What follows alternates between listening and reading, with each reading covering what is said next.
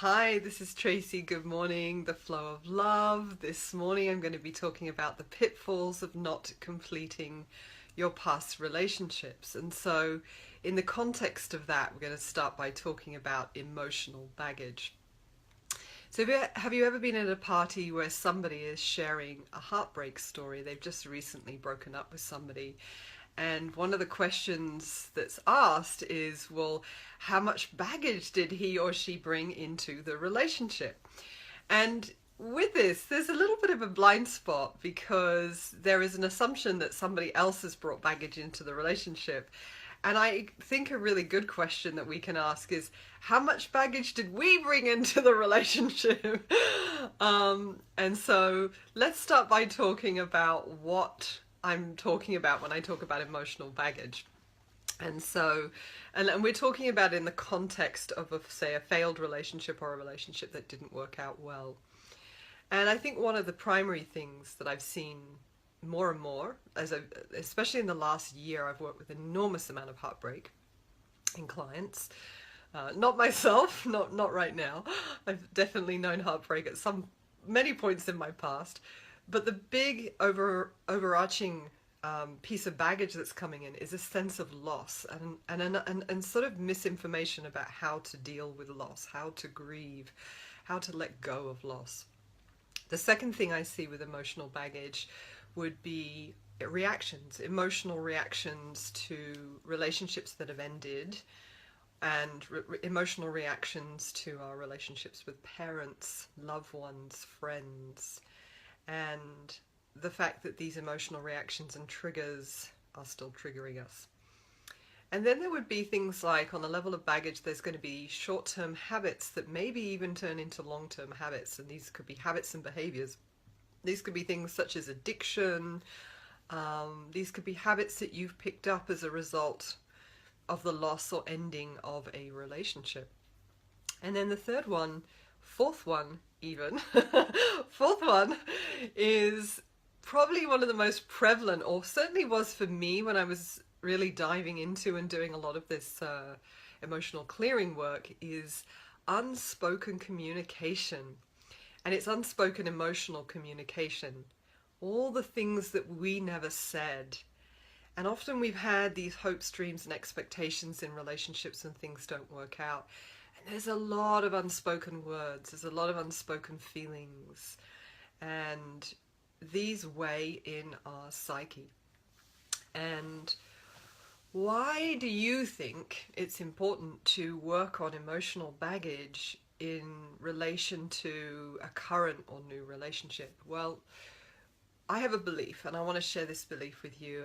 I believe that we can only go as deep in our intimacy as we have gone in ourselves. So, in terms of our inner work, I believe we can only go as deep as the work that we've done on ourselves. And so that is why I'm always working on myself. A little obsessed with working on myself, but in a good way, because I want to know myself better, but even more so, I want to have a depth of intimacy in relating with others. Okay, so I want to debunk a myth. I think this is a really important one to debunk. And that we do not need to be whole and complete in terms of finding love and partnership. We do not need to be whole and complete. There's this sort of belief that's gone around for years that I've got to become a whole person, I've got to do all this work to find someone. Well, this is not true.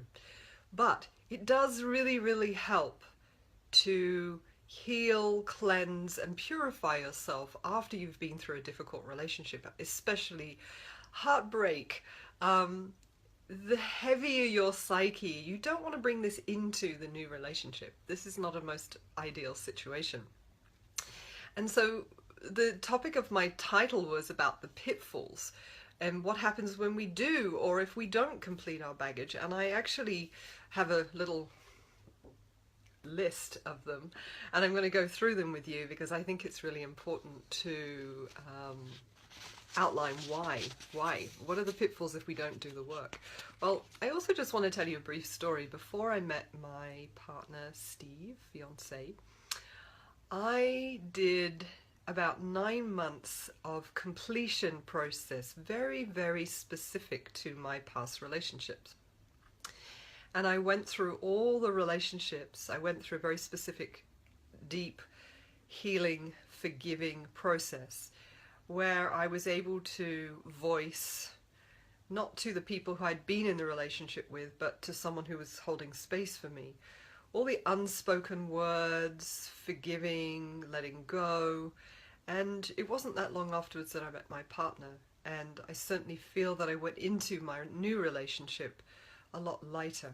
And I've actually done years of work, but this very specific process that I also take my clients through was deeply and powerfully and highly effective. And so let's talk a little bit, like I said, the pitfalls if we don't do this. Number one, well, when we don't tend to do the work on clearing the emotional baggage, we attract similar mates. We start to attract mates like our parents. And if it's not even that the mate is like the parent, but the habits and behaviors of the partnering or the things that show up in the relationship are similar. So many of you may know, and some of you may not know, a word I'd love to use more and more, and the word is samskara, scars of the mind. And I say this with a big smile on my face, like they're wonderful things. They're not. They're imprints, they're reactions. We have hundreds of them, and we've had them from childhood, from birth. And every time we have these reactions, we have a little bit more closing in our heart, a little bit more closing, a little bit more shutting down, a little bit more guarding. And by clearing these emotional samskaras, we become much more receptive. We start opening back up. It's like peeling an onion. Really important work, beautiful work. And so the other thing I see when people haven't done the work on their past relationships is that they tend to find that they're stuck in a bit of a will bog. And what does that mean? What is a will bog? A will bog is when you can't get moving. You just can't seem to get moving. And the impact of relationships is far greater than just about relationships. Where I see the will bog showing up is in our personal working lives as well. So a recent client that came to me had uncompleted relationship work, and he was seeing it show up in his working life in the sense that he just had an enormous loss around his business. And this loss was replicating a loss that he'd had earlier on in life in his teenage years. And I sort of posed to him that perhaps we might want to go back and look at the original loss and start healing and grieving from there. And this would help his current working life. And it did. It really did. He got moving again, and he started to move all this lethargy and tiredness and lack of passion that had come in this sort of will bog state. And it was not that he was not moving forward at all. He just wasn't moving forward with joy. And I guess that's the next point I wanted to make, that when we don't do the work of completing our relationship to the past and the people of our past, we feel tired, we feel heavy, and that's not fun. We don't want to feel like that. Or we get stuck on our head and things are going round and round and round all the time. Yeah, let's not have that.